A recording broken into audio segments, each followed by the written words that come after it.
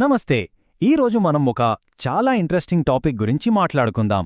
అదేంటంటే మన హైదరాబాద్ నగరంలో రిలేషన్షిప్స్, డేటింగ్ కల్చర్ ఎంత వేగంగా మారిపోతున్నాయో విశ్లేషించడం.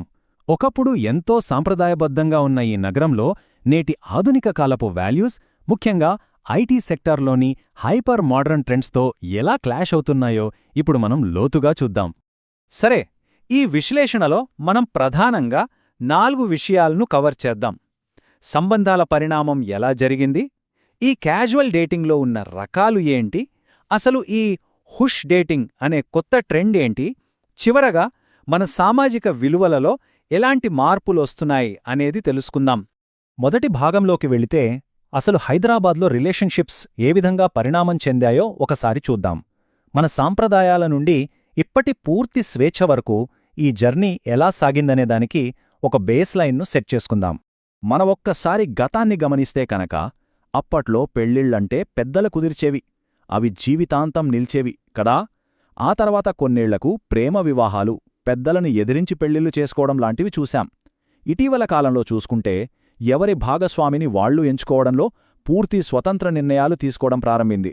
అయితే నేడు ఆ స్వేచ్ఛ కాస్త అత్యంత సంక్లిష్టమైన ఆధునిక డేటింగ్ కల్చర్గా మారిపోయింది. అంటే జీవితకాల నిర్ణయాలను తల్లిదండ్రులు తీసుకునే దశ నుండి తమ రొమాంటిక్ లైఫ్ మీద పూర్తి ఆటానమీ, అంటే పూర్తి స్వేచ్ఛ కావాలని డిమాండ్ చేసే స్థాయికి మన సమాజం మారిపోయిందన్నమాట. ఇక రెండవ భాగం క్యాజువల్ డేటింగ్ రకాలు. ఇక్కడ మనం మోడర్న్ డేటింగ్లో వస్తున్న కొత్త కొత్త పదజాలాలను, టెర్మినాలజీలను అర్థం చేసుకోవాలి. ఈ మోడర్న్ డేటింగ్ లోపల చిన్న చిన్న మైక్రో కల్చర్స్ చాలానే పుట్టుకొచ్చాయి. ముందుగా క్యాజువల్ డేటింగ్. ఈ ట్రెండ్లో జీవితకాలం కలిసి ఉండాలనే కమిట్మెంట్ అస్సలు ఉండదు. కేవలం నచ్చినన్ని రోజులు మాత్రమే ఇద్దరు వ్యక్తులు కలిసి ఉంటారు. ఆ తర్వాత ఎవరి దారి వాళ్లు చూసుకుంటారు. ఎలాంటి సీరియస్ ఫ్యూచర్ ప్లాన్స్ ఇందులో కనిపించవు. ఆ తర్వాత మనకు బాగా తెలిసిన ఆన్లైన్ డేటింగ్. ఇంటర్నెట్ పుణ్యమాని భౌగోళిక సరిహద్దులు పూర్తిగా చెరిగిపోయాయి. ప్రపంచంలో ఎక్కడైనా భాగస్వాములను వెతుక్కునే ఛాన్సిది ఇస్తుంది. ఆన్లైన్లో కనెక్ట్ అయ్యాక వాళ్లు నేరుగా కలుసుకోవడానికి ఎంత దూరమైనా వెళ్లడానికి సిద్ధంగా ఉంటారు. ఇక బ్లైండ్ డేట్ పేర్లోనే ఉంది కదా. ఇక్కడ ఒకరి గురించి ఒకరికి ముందుగా అసలేమీ తెలియదు. సాంప్రదాయంగా కుటుంబాలు మాట్లాడుకుని కలుసుకునే పద్ధతికి ఇది పూర్తి ఆపోజిట్. కేవలం స్నేహితుల ద్వారా కలిసి ఆ పరిచయం లేని వ్యక్తితో కొన్ని గంటలపాటు స్పాంటేనియస్గా సరదాగా గడపడానికే ఇందులో ఇంపార్టెన్స్ ఇస్తారు. ఈ ట్రెండ్స్ ఇంకాస్త ముందుకెళ్లి ఫ్రెండ్స్ విత్ బెనిఫిట్స్ అనే కాన్సెప్ట్గా ఎలా మారిందో చూడండి. ఈ బంధంలో ఎమోషనల్ బాండింగ్ను స్పష్టంగా కట్ చేస్తారు. అంటే ఇద్దరి మధ్య కేవలం శారీరక ఆకర్షణ మాత్రమే ఉంటుంది తప్ప వారి మధ్య ఎలాంటి భావోద్వేగపూరితమైన అనుబంధం ఉండదు. చివరగా ఇందులో మనం తెలుసుకోవాల్సిన మరో క్రేజీ పదం బెంచింగ్. స్పోర్ట్స్లో ఎక్స్ట్రా ప్లేయర్స్ని బెంచ్ మీద ఎలా కూర్చోబెడతారో ఇక్కడ కూడా అంతే. రిలేషన్షిప్లో ఉంటూనే మరొక వ్యక్తిని బ్యాకప్ ఆప్షన్గా పెట్టుకుంటారు. తమకు కావాల్సినప్పుడు వాడుకోవడం, ఆ తర్వాత సింపుల్గా వదిలేయడం అనేది ఈ పద్ధతి. మూడవ భాగం. ఇప్పుడు మనం అసలైన హైపర్ లోకలైజ్డ్ ట్రెండ్ గురించి మాట్లాడుకోబోతున్నాం.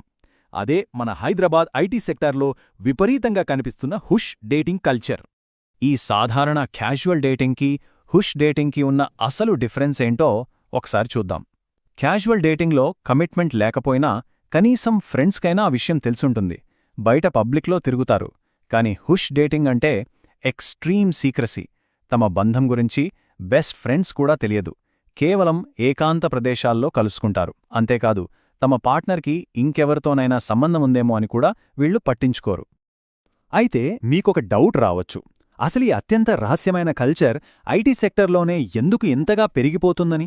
దానికి కారణమేంటంటే ఈ రంగంలోని యువత ఆ ట్రెడిషనల్ రిలేషన్షిప్స్ వల్ల వచ్చే గొడవలు, వాదనలు, ముఖ్యంగా ఎమోషనల్ ఒత్తిడికి పూర్తిగా దూరంగా ఉండాలని కోరుకుంటున్నారు. ఆ స్ట్రెస్ని అవాయిడ్ చేయడానికే ఇలాంటి భావోద్వేగాలు లేని మార్గాలను ఎంచుకుంటున్నారు. ఇక మన విశ్లేషణలో చివరిదైన 4వ భాగానికొచ్చాం. అదే మారుతున్న సామాజిక విలువలు. అసలు ఈ ట్రెండ్స్ అన్నీ మన కల్చరల్ వాల్యూస్ గురించి ఏం చెబుతున్నాయి? ఇక్కడ జరుగుతున్న ఘర్షణేంటి? ఈ టేబుల్లో గతానికి, ప్రస్తుతానికి మధ్య ఉన్న ఖచ్చితమైన తేడాను మనం చూడొచ్చు. ఒకప్పుడు బంధమంటే బహిరంగంగా అందరికీ తెలిసేది. అందులో ఫ్యామిలీ ఇన్వాల్వ్మెంట్ చాలా ఉండేది, బలమైన ఎమోషనల్ బాండింగ్ ఉండేది.